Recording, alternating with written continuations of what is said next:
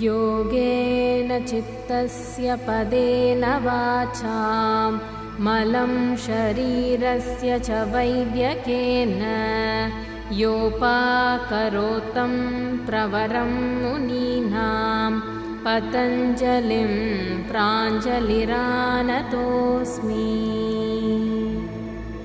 आबाहुपुरुषाकारं शङ्खचक्रासिधारिणं सहस्रशिरसं श्वेतं प्रणमामि पतञ्जलिम्।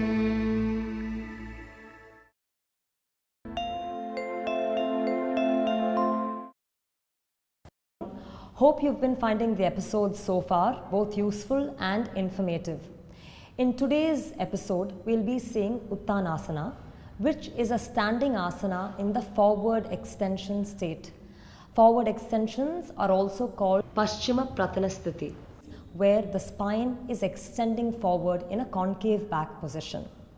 I would like to clarify that for all poses where you're extending forward, it is absolutely essential that the spine is sharply taken in a concave back position, as this ensures that the spinal muscles, nerves, as well as the vertebra of the spine are aligned and positioned properly without compression.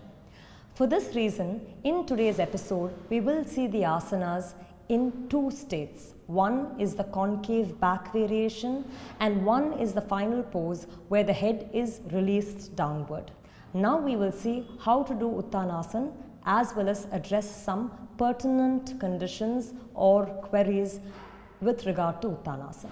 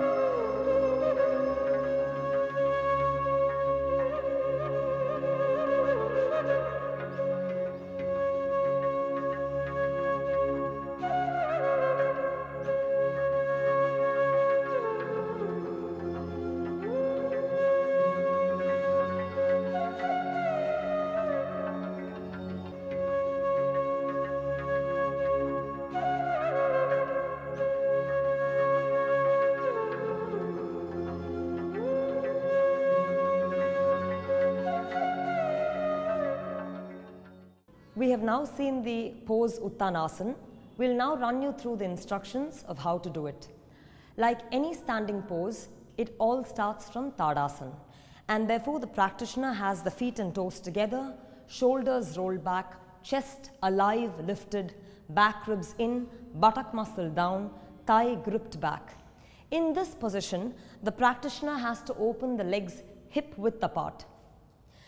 At this point, I would like to say that there are many approaches to doing Uttanasana. We are starting with the legs apart and then we'll take you through the classical pose where the legs are together. Now standing with the legs apart, hip width apart, which means outer hip, the region of the outer hip and the outer ankle must be in line. Here it's a little wider, so I'd like to narrow it a little bit. From there, rolling the shoulders back, sharply cutting the back of the shoulder, back of the trapezius down. The practitioner must take the hand on the waist. Usually, as you will see, if the elbow flares out, the chest will sink and therefore the shoulder must be rolled wide and the elbow must be tucked a little inward than outward. Raising the chest up, particularly in Uttanasana, it's important to keep the sternum away from the abdomen. It's common that practitioners during the process of moving to Uttanasana collapse the chest and go. That could be injurious to the spine.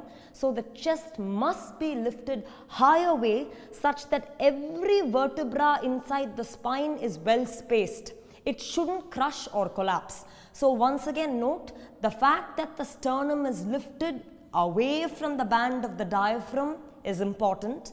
Leading with the sternum, the practitioner should move with the chest forward halfway. This is the concave back position, a mandatory precursor to the final pose. In the concave back position, the back ribs must fully engage forward. The chest must stand forward. Therefore, we should call it a forward extension, not a forward bend. The spine should extend forward with the back ribs deeply engaged.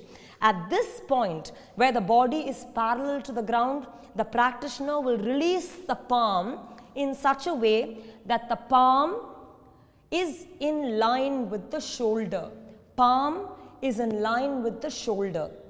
This position is the concave back position. Here, from the chest, from the frontal face of the spine, the practitioner has to extend forward as if the spine is being pulled through the throat to the chin. Spine extending via the sternum, via the throat into the chin. You will have to lead forward. The head will not collapse down. If the head collapses down, as you see, the chest sinks. The extension of the throat keeps the head lifted up. There, we have to make sure that the thigh is clearly separated from the body. The thigh must be gripped back. Knee must be locked, sucked up. Kneecap must be sucked up. Shin must be, the entire limb must be cut deep back. At this point, the back thigh must roll inside out. By inside out, this is the inner thigh, this is the outer thigh. The roll of the thigh should be inside out so that all of the hamstrings are evenly used. Sides of the thigh must remain lifted up. From this lift, the chest must move forward. In this concave back position, a beginner must wait for a few seconds, going to a minute or so, until the pose prepares the spine fully. From there, the hands are brought back to the sides of the feet. In a cup-shaped position, as you see, here the spine lowers, but again the spine should not collapse. So engaging the back ribs, you have to create a concave back first. That's a very important position, the concave back position. For all standing forward bends or forward bends, concave back is an important state. From there, you will have to flatten the hands down by the sides of the feet. Prevent yourself from going down too quickly, flattening the arm, flattening the palm, straightening the arm. Move with the chin and throat forward, then lengthening the sides of the body without crumpling the abdomen. Lengthening the sides of the body, the head must be taken down such that the buttock bone is in line with the heel bone, forming a straight line, and as if it's a single pose, lifting the thigh up, releasing the body down, the way a stream flows. Continuous the extension has to be from the back of the thigh over the buttock, releasing the latissimus, releasing the paraspinal muscles. The head has to be taken in.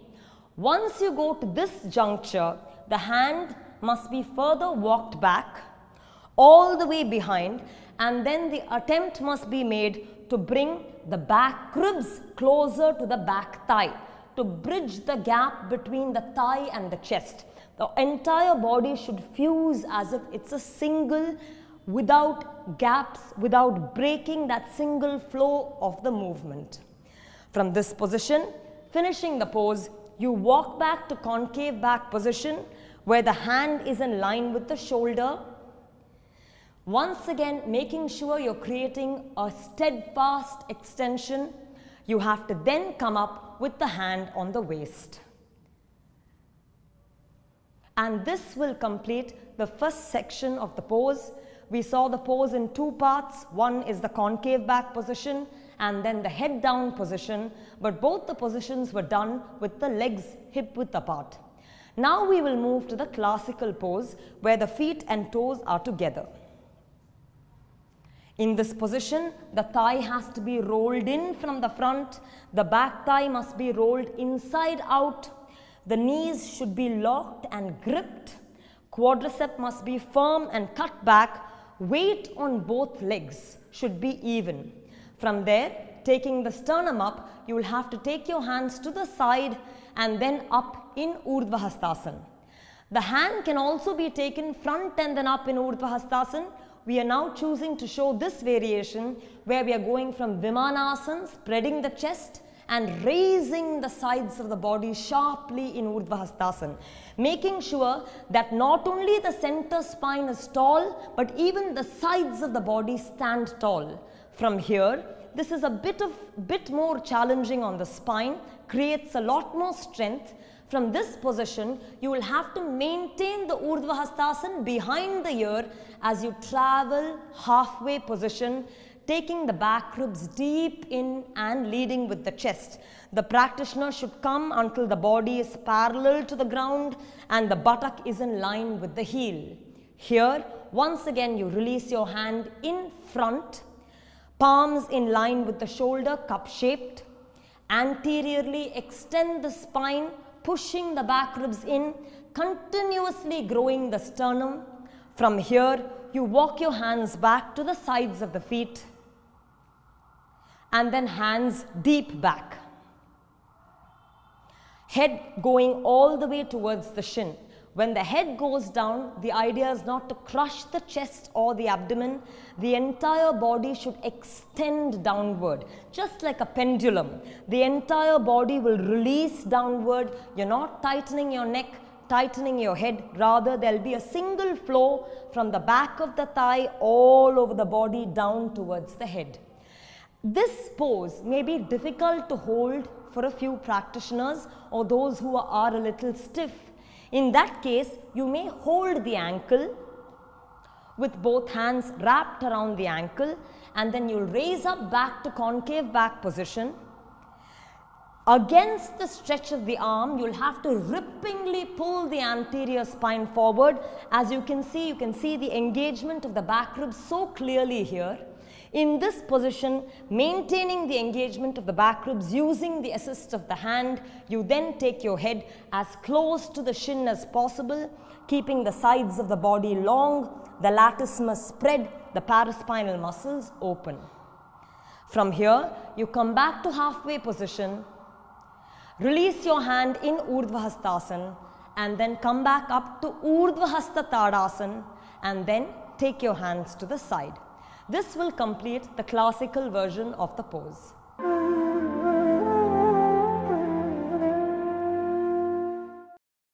I would now like to invite your attention to some specific actions which must be carried through in the practice of Uttanasana, both in the position where the legs are hip width apart and where the legs are together. We'll start with the action of the feet.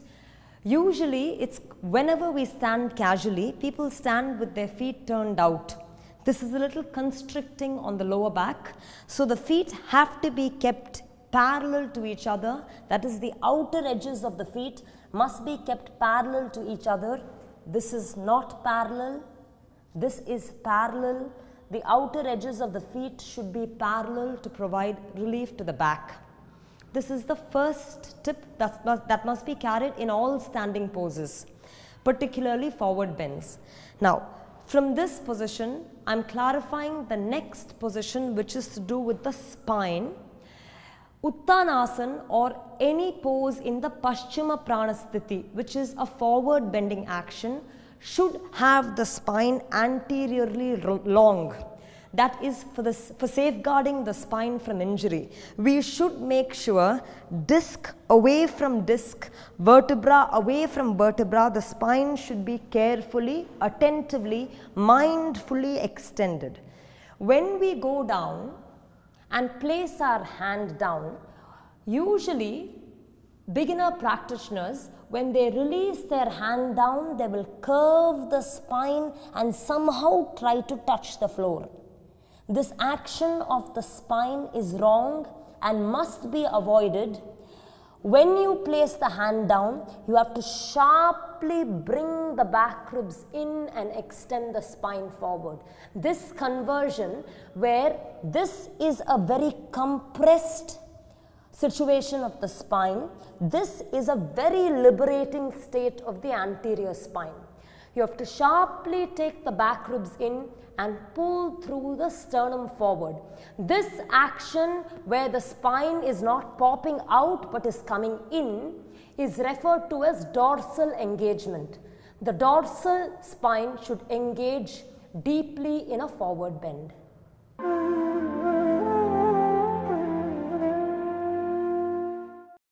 The next action that I'll be clarifying is the movement of the back body. The previous action that we talked about is about how the anterior or the front face of the spine must be tall, for which the dorsal must engage. But in the full pose, where the head is taken towards the shin, the pose must be treated as if it's a single flow. Many a time, a practitioner may bend from the head, breaking the head away from the spine.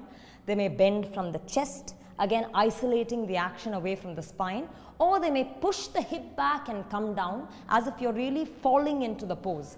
Rather, we must stand in such a way that the feet and toes are together. After that, while we are going to the full position, we are raising the chest up, making sure the sides of the body and center spine are tall. As we lead forward, you have to stamp the feet but lift the skin of the thigh up, stamp the feet but lift the skin of the thigh up, and then that skin must pour down through the paraspinal muscles, through the latissimus into the head. Now, this action will be a broken action where you somehow try and push to the floor, but you will have to treat the lengthening of the thigh, rolling over the buttock, pouring into the back body, and then the release of the neck as a single action.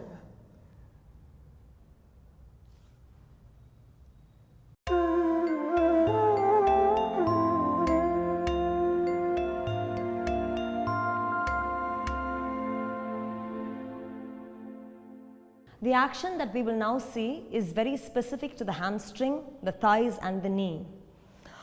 Usually when we go into a forward bend, especially for people who have stiff hamstrings and stiff back muscles, you will see that in order to reach the floor, somehow they will first go in a compressed fashion, and then if they are not able to reach, then they'll somehow bend their knee and try to reach the floor.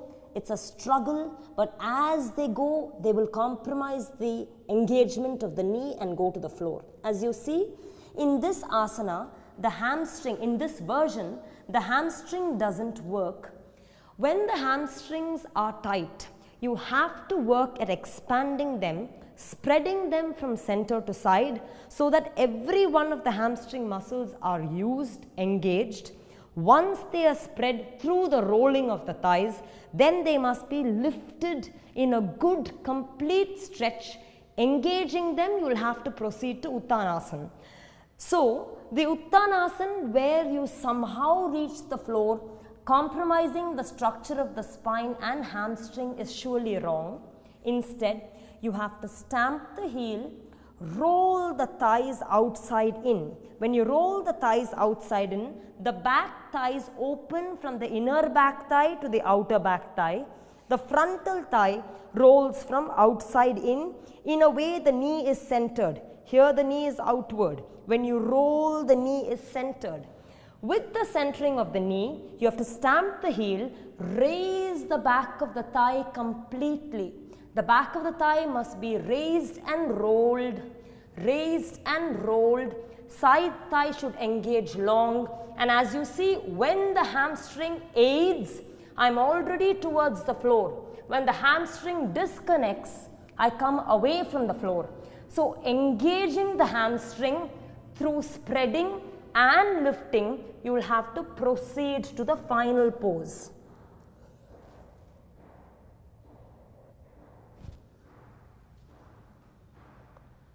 I'd like to now add an extra piece of information. All standing asanas that come as forward extensions have an active state where the spine is nicely lengthened and a passive state which is highly restorative and rejuvenating. I'd like to show you some variations of the passive state now.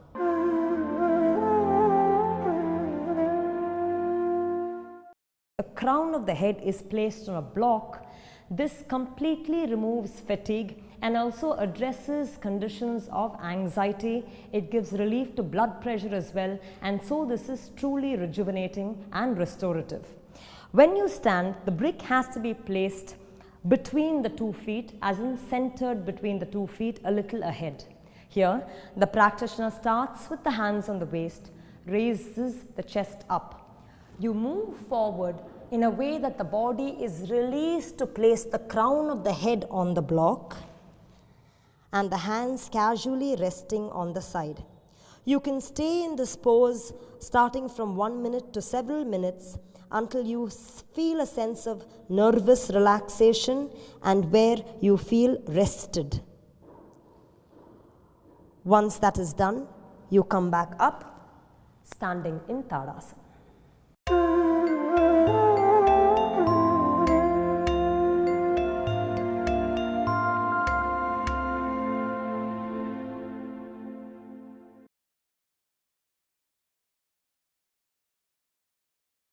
We now saw Uttanasana with detailed instructions, as well as address some scenarios in which obstacles in the practice of Uttanasana can be overcome.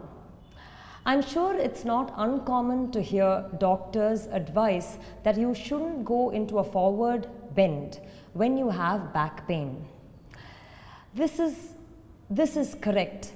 In case you are going to a forward bend with the spine in a bent state without an anterior extension, then it can be injurious to the spine. That is the main reason why in Iyengar Yoga we don't even refer to forward bends using the word bend, rather we call them forward extension to emphasize and re-emphasize that the spine should be absolutely long with a good space between vertebrae as you go into a forward extension.